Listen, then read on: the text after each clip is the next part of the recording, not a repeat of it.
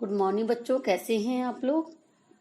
आज हमारी हिंदी की क्लास में जो है हम क्षितिज खंड का चैप्टर नंबर 2 का दोबारा हम एक्सप्लेन करेंगे। अभी तो मैं आपको पैराग्राफ समझा रही थी, पैराग्राफ से रिलेटिव क्वेश्चन समझा रही थी और मैंने आपको एमसीक्यू क्वेश्चन भी दिए थे। आपको इस चैप्टर से रिलेटिव क्वेश्चन दिए थे मैंने बच्चों आपको कि आपके एग्जाम में कैसे आएंगे, एमसीक्यू टाइप के क्वेश्चन आएंगे। और आपको ये भी बता दिया कि किस तरह से आपको करना है। रिटर्न वर्क में भी आपको मैंने गूगल क्लास ऐप में भेज दिया है वर्क। तो आज मैं आपको बता रही हूँ कि आज जो है हम जो है लिहाजा की ओर चैप्टर का एक्सप्लेन करेंगे, क्योंकि जो है कुछ बच्चों ने मुझे रिक्वेस्ट करी थी कि मैम ये लिहाजा की ओर चैप्टर जो है दोबारा से एक्सप्लेन कर दीजिए, इसके कुछ वर्ड बीच में बहुत टफ हैं, स्टोरी हमें समझ में नहीं आ रही है। तो मैंने सोचा कि एक दो बच्चों को क्यों बताऊं, मैं अपनी पूरी क्लास को ही ये चैप्टर जो है दोबारा एक्सप्लेन कर दूं। तो बच्चों इस लिहाजा की ओर चैप्टर जो हमारा है ये राहुल संकीर्तन जी की प्रथम यात्रा का इसमें वर्णन किया गया है। उन्होंने सन 1929 में जो है नेपाल के रास्ते तिब्बत की यात्रा की थी। उस समय भारतीयों को जो है तिब्बत की यात्रा की अनुमति नहीं थी। इसलिए लेखक ने क्या किया कि एक जो है भिखारी का वेश धारण किया और उन्होंने यात्रा की। इसमें तिब्बत की राजधानी लिहासा की ओर जाने वाले दुर्गम या जो रास्ते थे, दुर्गम मीन्स होता है बच्चों कठिन, जिन रास्तों पर जाना चलना बड़ा कठिन होता है तो उसे हम क्या कहते हैं, दुर्गम कहते हैं। तो क्या है, दुर्गम रास्तों का वर्णन किया है और अपनी बड़ी ही रोचक शैली में उन्होंने इसका वर्णन किया है। इस यात्रा वृतांत में हमें उस समय तिब्बती समाज के बारे में भी बीच बीच में बताया है उन्होंने, यानी बीच बीच में उन्होंने क्या करा है, तिब्बती समाज में कैसे लोग रहते थे, क्या खाते थे, क्या पीते थे, इस तरह का बीच में वर्णन भी उन्होंने किया है। यानी जहाँ जहाँ वे जाते थे वहाँ का समाज कैसा है, वहाँ की भौगोलिक परिस्थितियाँ कैसी हैं, यानी हर चीज का उन्होंने वर्णन किया है और बड़ी ही सरल भाषा में, अच्छी भाषा में उन्होंने वर्णन किया है। तो देखिए बच्चों, हमारा चैप्टर क्या है, वह नेपाल से तिब्बत जाने का मुख्य रास्ता था। यानी ये जिस रास्ते से ये जा रहे थे वो नेपाल से तिब्बत जाने का रास्ता था। यानी वे नेपाल के तिब्बत से जा रहे थे तो वहां पे करी कलिंगपोंग का रास्ता जो कि नहीं खुला था। तब नेपाल ही नहीं, हिंदुस्तान भी की भी चीजें जो है इसी रास्ते से जो है तिब्बत जाया करती थी। तो उन्होंने बताया कि जब कलिंगपोंग का रास्ता भी नहीं खुला था तब नेपाल ही नहीं, हिंदुस्तान की चीजें भी इसी रास्ते, जिस रास्ते से लेखक जा रहा था उसी रास्ते से जाया करती थी। ये व्यापारिक रास्ता ही नहीं, सैनिक रास्ता भी था। इसीलिए जगह जगह फौजी चौकियां बनी हुई थी और जिसमें से जो है एक चीनी पलटन भी रहा करती थी। यानी कहा गया है कि एक व्यापारिक रास्ता, ये जो है एक व्यापारिक रास्ता ही नहीं, सैनिक रास्ता भी था। इसमें जगह जगह जो क्या है, फौजी चौकियां तनी हुई थी, वहां पर चीनी पलटन भी रहा करती थी। आजकल बहुत से फौजी मकान गिरे हुए बता रहे हैं कि बहुत से फौजी मकान गिर चुके हैं और दुर्ग के किसी भाग की जहाँ किसानों ने अपना बसेरा बना लिया है। जब फौजी मकान गिर गए हैं बच्चों तो वहां से फौज हट गई है, तो वहां पर किसान लोग जो हैं रहने लगे हैं और उन्होंने जो है अपना बसेरा बना लिया है। वहां पर कुछ आबाद दिखाई पड़ते हैं। आबाद मीन्स होता है बच्चों वहां पर जो है बस्ती रहती है, वहां पर क्या है, लोग रहते हैं। ऐसा ही प्रत्येक चीनी किला जो है वहां पर जो है चाय पीने के लिए वो कौन ठहरे, लेखक ठहरे। तो उन्होंने बताया कि कुछ घरों में आबादी दिखाई पड़ती थी। कुछ एक ऐसा पुराना किला जो है प्रत्येक किला था, एक बहुत पुराना प्रत्येक किला था। प्रत्येक मीन्स बच्चों होता है त्यागा हुआ किला था, जहां पर जो है हम चाय पीने के लिए ठहरे। तिब्बत में यात्रियों के लिए बहुत सी तकलीफें भी हैं और कुछ आराम भी की बातें भी हैं। वहां जाति पाति छुआछूत का कोई सवाल ही नहीं है और ना ही जो है औरतें क्या करती थी, पर्दा किया करती थी। यानी कि आप किस जाति को हो, क्या है, या आप किसी के घर पहुंचते हैं तो ये नहीं कि कोई जाति पाति का विरोध माने। और वहां की औरतें क्या करती थी, पर्दा भी नहीं किया करती थी। बहुत निम्न श्रेणी के भिखमंगे आदि को घर से में नहीं आने देते थे। वहां मतलब ये कि घर में केवल एक जो है भिखमंगे आदि को नहीं घर में एंट्री दी जाती थी, नहीं उसने दिया जाता था कि वे घर में आकर चोरी कर लेंगे, नहीं तो आप घर के भीतर भी जा सकते थे। ना भिखारी नहीं, अगर भिखारी नहीं है तो आप वहां पे उनके घर के भीतर भी जा सकते हैं। घर के भीतर चाहे कितने अपरिचित हो, अपरिचित यानी जिससे कोई जान पहचान ना हो, तब भी वह जो है बढ़िया बहू या सासों को अपनी झोली में से चाय दे सकते हैं। वह आपके लिए उसे पका देगी। मक्खन और सोडा नमक दे दीजिए, तो वह चाय चोंगी में कूट कर उसी में उससे दूध वाली चाय को मिट्टी को टोटी वाले बर्तन में बनाकर दे देंगी। कहने का मतलब है कि आप अपरिचित हैं, कुछ भी नहीं तो कोई कुछ नहीं कहेगा। अगर आपको चोली में चाय जो है आप दे दोगे, तो वह मक्खन और नमक दे दोगे, तो वह आपको दूध वाली चाय बना देंगी और अपने रंग बिरंगे टोटीदार बर्तनों में, उस समय मिट्टी के टोटीदार बर्तन, रंग बिरंगे बर्तन चलते थे, तो उसमें दे देती थी। यहाँ पर लेखक बता रहा है कि वहां लोग कैसे रहते थे, क्या पहनते थे, क्या खाते थे, किन बर्तनों को जो है किन बर्तनों को वो यूज करते थे। मतलब ये है कि वहाँ का जो कल्चर जो है वो लेखक यहाँ पे बता रहा है कि यदि बैठक की जगह चूल्हे से दूर है तो आपको डर है कि मक्खन आपकी चाय में नहीं पड़ेगा, तो आप खुद जाकर चौंगी में चाय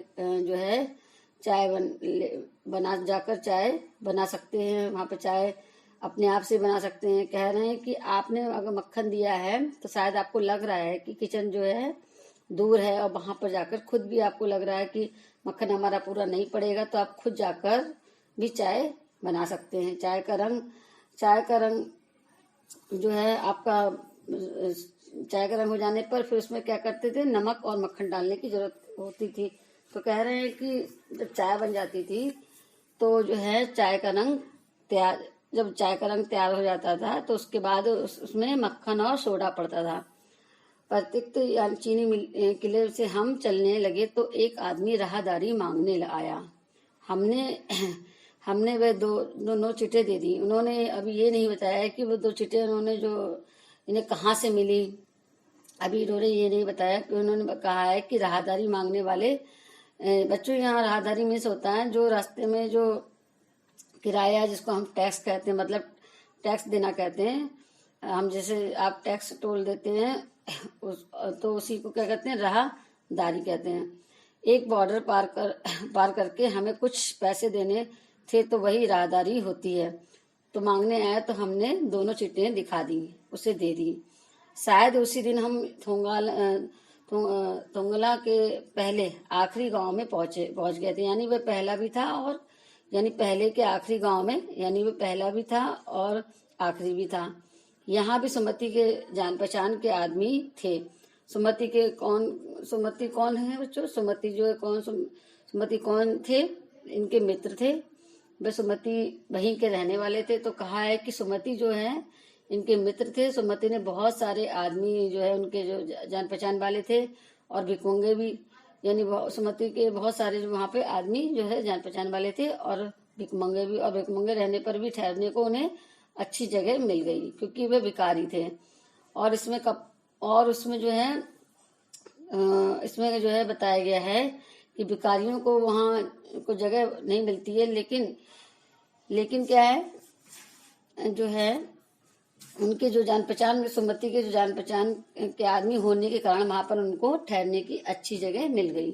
5 साल वहां जब हम उसी रास्ते से लौटे, 5 साल बाद जब हम उसी रास्ते से वहां से लौटे और फिर भिकमंगे नहीं बल्कि एक भद्र यात्री के रूप में घोड़े पर सवार होकर जब आए थे, तो अब कह रहे हैं कि हम जब वहां पहुंचे तो भिकमंगे के रूप पहुंचे तो हमें बड़ा सम्मान मिला और हम बड़ी अच्छी से जगह पर पहुंचे। लेकिन अब कह रहे हैं कि 5 साल बाद जब हम घोड़े पर सवार होकर आए और भिकमंगे के वेश में नहीं बल्कि एक भद्र यात्री के वेश में घोड़े पर सवार होकर आए, किंतु उस वक्त किसी ने हमें रहने के लिए जगह नहीं दी।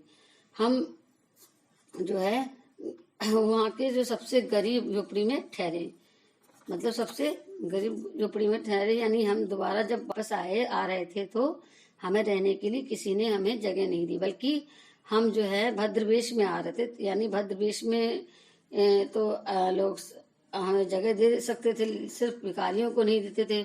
तो वो कह रहे हैं कि हम बहुत ही गरीब झोपड़ी में हमें इसलिए रहना पड़ा क्योंकि हमें किसी ने रहने की जगह नहीं दी। जब हमें कोई खिला तो हमें जो है गरीब झोपड़ी में, जो हमें कोई किला नहीं मिला तो हमें एक गरीब झोपड़ी में मिल गई और हम उसी में क्या ठहर गए। गरीब झोपड़ी का मतलब बच्चों यहाँ होता है एक बेकार सी टूटी फूटी झोपड़ी थी, उसमें ठहर गए। बहुत कुछ लोग उस वक्त उसी उसी जो बहुत कुछ लोग जो है उस समय की उस वक्त की मनोवृत्ति पर ही निर्भर है। मतलब बहुत कुछ जो चीजें हैं जो उस समय की लोगों की मनोवृत्ति होती थी उसी पर निर्भर है। खासतौर पर शाम के वक्त जो है छंग पीकर लोग जो क्या करते थे, छंग पीकर जो अपनी सांस को अपने को दुरुस्त रखते थे। यानी तो वो ये कह रहे हैं कि हम जब गरीब की झोपड़ी में ठहरे, हमें इसलिए ठहरना पड़ा कि रात में वहां के जो लोग हैं वो एक छंग पदार्थ होता था जिसको हम भांग भी कह सकते हैं, वो पीकर बहुत कम ही लोग जो है अपना होश आवास दुरुस्त रखते थे, होश आवास में रहते थे। तो उन्हें पता है कि उन्हें जो है उन्हें ही यहाँ नहीं, मतलब यहाँ पे जो है यहाँ पे जो उनको इसलिए जगह नहीं दी गई क्योंकि जो है बहुत कम लोग जो होते थे वहां पे जो है ये सब चीजों का सेवन करते थे। यानी दुरुस्त अपने उनकी जो मनोवृत्ति ऐसी थी, छंग या भांग पीकर वो होश में रह पाते थे। तो इसीलिए जो उनको किसी ने घर पर रहने की जगह नहीं दी। अब हमें सबसे विकट डांडा थोंगला पर जो है थोंगला जो है पार करना था। अब बता रहे हैं कि हमें सबसे विकट मीन्स होता है बच्चों कठिन, जो है थोंगला पार करना था। दांडे तिब्बत में सबसे खतरे की जगह है। 16-17 हजार फीट की ऊंचाई होने के कारण उनके दोनों तरफ जो है गांव ग्राम नहीं था। नदियों के मोड़ और पहाड़ों के कोनों के कारण बहुत दूर तक आदमी को देखा भी नहीं जा सकता था। डाकुओं के लिए सबसे अच्छी जगह थी।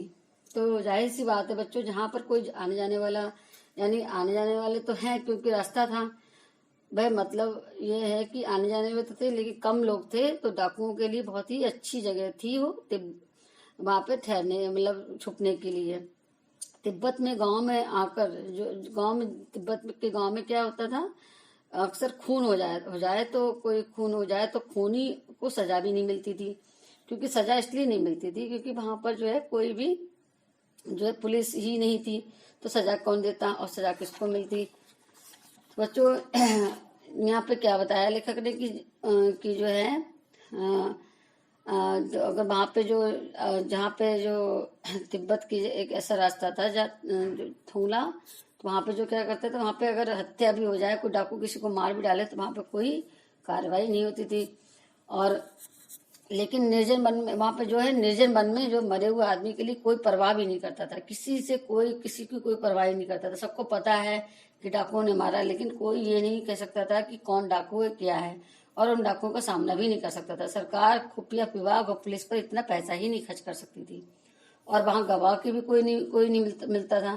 तो बता रहे हैं कि वहां पर मतलब कोई जो कानूनी कार्रवाई भी नहीं कर सकता था। कोई पुलिस थी ही नहीं, कोई थाना ही नहीं था, कोई चौकी ही नहीं थी। तो वहां पर क्या था, डाकुओं का राज था। कहते हैं कि पहले आदमी को मार डालते थे, फिर देखते हैं कि उसके पास कुछ पैसे हैं कि नहीं। तिब्बत में कानून न होने के कारण लोग लाठी पिस्टल वगैरह लेकर फिरते थे। बताया जा रहा है कि वहां पर हथियार का कोई कानून नहीं था। कुछ लोग बंदूक या पिस्टल वगैरह सब रखते थे, और वहां पर कोई कानूनी कार्रवाई नहीं की जाती थी। तो इस कारण से जो है व्यक्ति जो था वह अपने साथ पिस्टल या बंदूक रखता था। तो वहां पर हथियार वगैरह का कोई कानून ही नहीं था। डाकू आदि जान से ना मारे तो खुद से अपनी जान का खतरा था। यानी डाकुओं को खुद भी अपनी जान का खतरा था। डाकू यदि ना मारे तो उन्हें अपनी जान का खतरा था, क्योंकि यदि वो पहले ना मारे तो जो यात्री है जिनके उनके पास भी बंदूक हो सकती है, उनके पास भी पिस्तौल हो सकती है, तो इससे डाकुओं को भी खतरा लगता था। तो इसलिए डाकू पहले यात्रियों को पर अटैक करते थे, उन्हें मारते थे, और उसके बाद उनका जो सामान होता था उसे लूट लेते थे। गांव में हमें मालूम हुआ कि पिछले साल थोंगला में एक खून हो गया। शायद हम खून की इतनी परवाह नहीं करते, क्योंकि हम भिखमंगे थे, और जो कहीं भी जहाँ कहीं वैसी सूरत देखते तो टोपी उतार कर जीभ निकाल कर कुछ दया एक पैसा कह के भीख मांगने लगते हैं। उन्होंने कहा है कि हम वहां जाए, और पता चला कि वहां पर एक खून हो गया है। तो वो कह रहे हैं कि खून की भी हमें परवाह हम नहीं कर सकते करते, क्योंकि वह भिखारी थे और भिखारियों को जो है कोई खतरा भी नहीं था, खतरा नहीं था, और ना ही कोई उन्हें मारता था, ना ही कोई उन्हें पीटता था, ना ही उन्हें कोई लूटता था। वे अपनी एक्टिंग बता रहे हैं कि जब वे ऐसे वो किस तरह से अपनी एक्टिंग करते थे। क्योंकि बताया कि जब हम भिखमंगे थे और जहाँ कहीं भी ऐसी सूरत देखते थे तो हमें लगता था तो ये डाकू है, तो हम क्या करते थे, अपनी टोपी उतार कर जीभ निकाल कर कुछ कुछ मिस होता बच्चों दया दया और एक पैसा कहकर हम भीख मांगने लगते थे। लेकिन पहाड़ की ऊंचाई थी, पीठ पर सामान जो है लाद कर कैसे चढ़ते। अगला पड़ाव 16-17 मील से कम नहीं था। और मैंने फिर सुमति से कहा कि यहाँ लंगोट तक के लिए हम 2 घोड़े कर लें तो सामान भी रख लेंगे और हमें चढ़कर भी चले जाएंगे। तो लेखक यहाँ ये बता रहे हैं कि हम भीख मांग लेते थे, लेकिन पहाड़ की ऊंचाई थी तो बहुत ऊंची थी। तो बता रहे हैं कि हमने वहां पे सुमति से कहा कि हम जो है लंगोट तक 2 घोड़े कर लेते हैं और सामान भी रख लेंगे और चढ़ भी लेंगे। तो बच्चों यहाँ पर उन्होंने जगह जगह वर्णन किया है।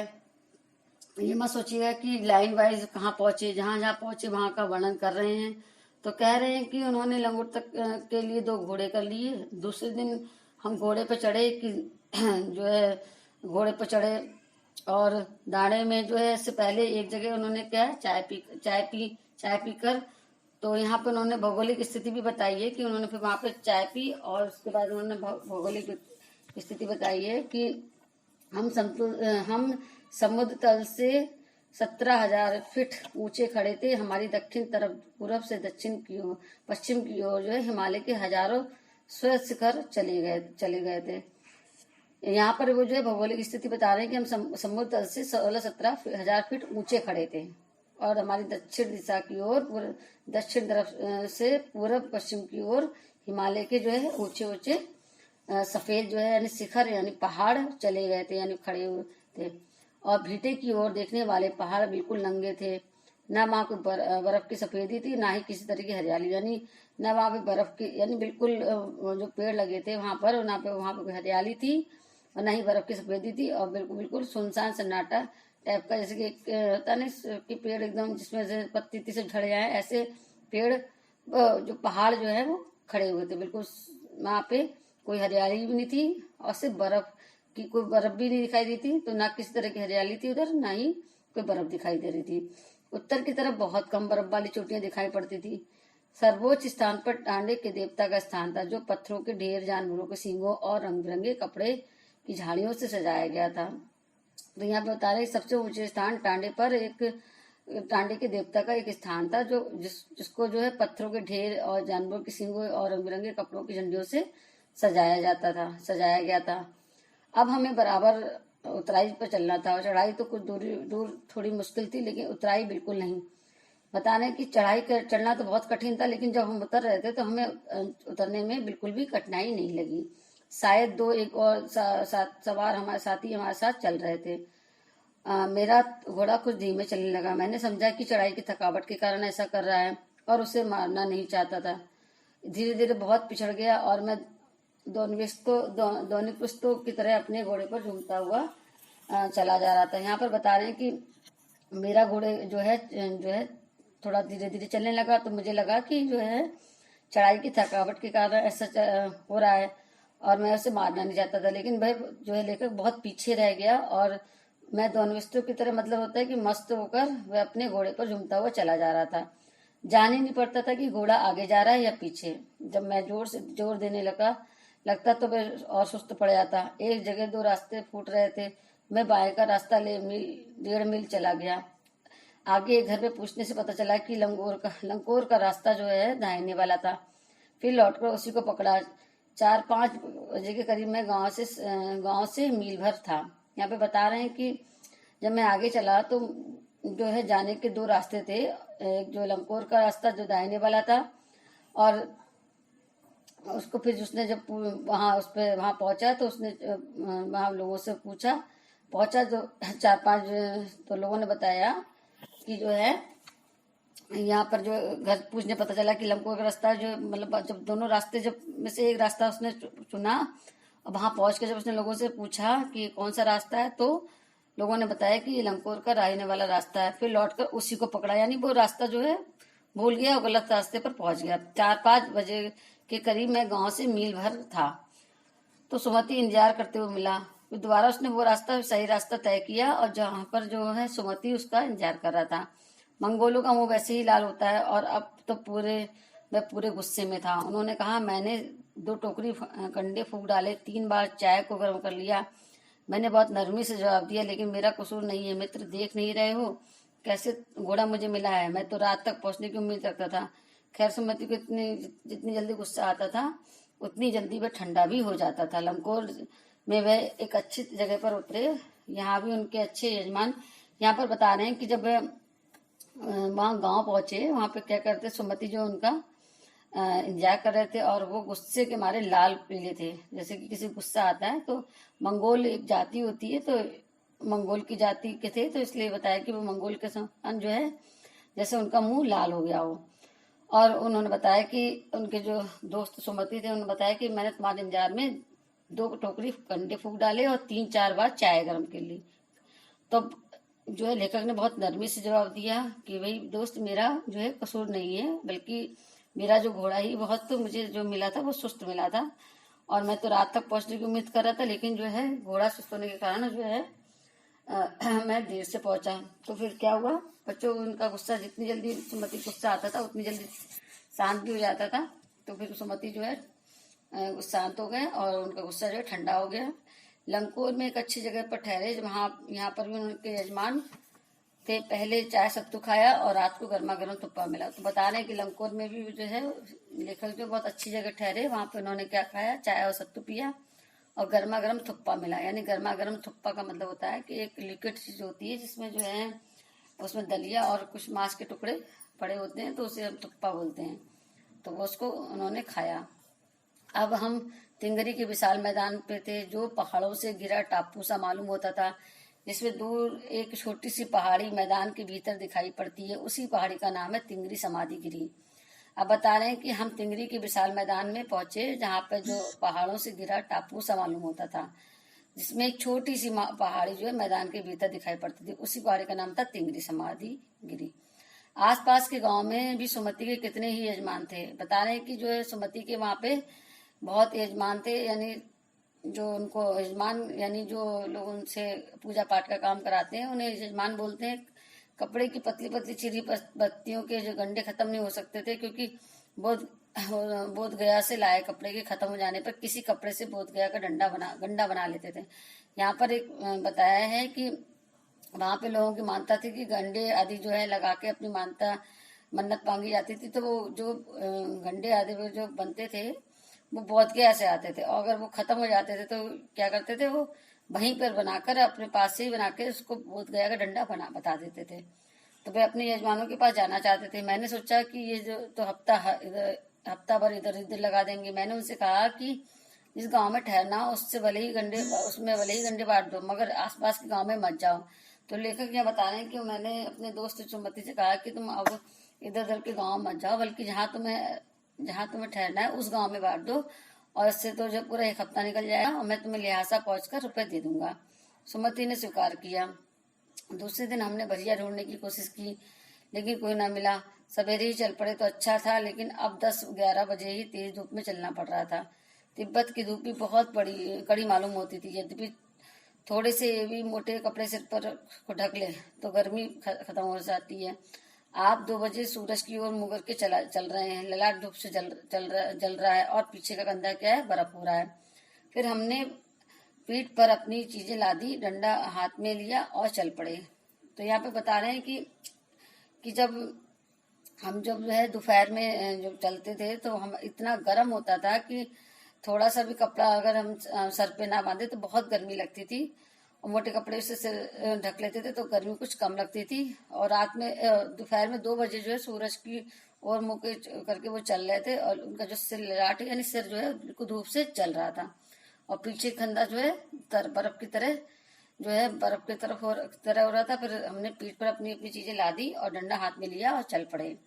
यद्यपि सुमति के परिचित तिंगरी में भी थे, लेकिन वह एक और यजमान से मिलना चाहते थे, इसलिए आदमी मिलने का बहाना कर शेखर बिहार की ओर चलने के लिए कहा। तिब्बत की जमीन बहुत अधिक छोटे छोटे जागीरदारों में बटी है। इन जागीरदारों का जो है बहुत ज्यादा हिस्सा मठों के हाथ में है। अपनी अपनी जागीर में हर एक जागीरदारी कुछ खेती खुद भी करता है, इसके लिए कुछ खेती खुद ही भी कराता है, लेकिन जिसके लिए मजदूर बेगार में मिल जाते हैं। खेती का अंजाम देखने के लिए वहां को बच्चों को भेजा जाता था और जागीर के आदमी के लिए राजा से कम नहीं होता था। तो वहां पे बता रहे हैं लेखक कि जो है सुमति जो है अपने यजमान से मिलने के लिए जो है शेखर विहार की ओर चलने के लिए इशारा करते हैं। और वहां पे जो क्या है छोटे छोटे जागीरदारों में जमीन बटी हुई है और इस जगह जागीर और जमीन का हिस्सा जो है ज्यादातर किसके पास था, मठों के हाथों में था। और जो है अपनी अपनी जागीर में हर एक जागीरदार जो जागीरदार होते थे वो अपनी अपनी जमीन खुद ही जो है खेती करवाता था। और जिसके लिए मजदूरों ने बेगार मिल जाता था। मतलब जो बेगार का मतलब होता है कि जो जिनको काम वाम नहीं मिलता है और कम पैसे में तैयार हो जाते हैं, इससे बेगार मजदूर मिल जाते थे।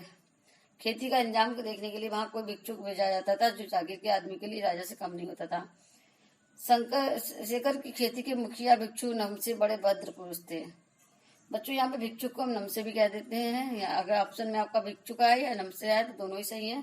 आप नमसे लिखेंगे पहले, अगर नमसे अगर ऑप्शन होता है तो यहाँ पे शेखर की खेती जो है मुखिया बड़े भद्र पुरुष थे। वहां के जो मुखिया थे शेखर के, तो बहुत ही भद्र पुरुष यानी अच्छे पुरुष थे, बहुत प्रेम से मिले सबसे। हालांकि उस वक्त मेरा भेष ऐसा नहीं था कि उन्हें कुछ भी ख्याल करना चाहिए था। यहाँ एक अच्छा मंदिर था जिसमें कंजूर हस्तलिखित 103 पोथियां रखी हुई थी। मेरा आसन भी वही था। बता रहे हैं कि वहां पर जो एक मंदिर था, वहां पर जो बुद्ध वचन की हाथ से लिखी हुई 103 पोथियां रखी हुई थी। मेरा आसन भी वही था, वही लगा। वह बड़े मोटे कागज पर अच्छे अक्षरों में लिखी थी। एक पोथी 15-15 शेर से कम नहीं होती थी रही होगी। सुमति ने फिर आसपास अपने यजमानों के पास जाने के बारे में पूछा, तो मैं पुस्तकों के भीतर था, इसलिए मैंने उन्हें जाने के लिए कह दिया। दूसरे दिन वह गए। मैंने समझा था 2-3 दिन लगेंगे, लेकिन वह उसी दिन दोपहर तक वापस चले आए। तिंगरी गांव से दूर नहीं था। हमने अपना अपना सामान पीठ पर उठाया और भिक्षुक नमसे से विदाई लेकर चल पड़े। तो बच्चों आज ये आपका चैप्टर जो है फिनिश हो गया है और रिवीजन हो चुका है। अब आपको अच्छे समझ में आ गया होगा, तो आप इसको अच्छे से सुनिए, पढ़िए, समझिए। और इसके जो है आप को जो एमसीक्यू टाइप क्वेश्चन है पैराग्राफ से आप छाड़ कर उसको देखिए किस तरह से क्वेश्चन निकल सकते हैं, और इसको अच्छे से पढ़िए चैप्टर को, तो आपको इसमें सब समझ में आ जाएगा। और थैंक यू बच्चों।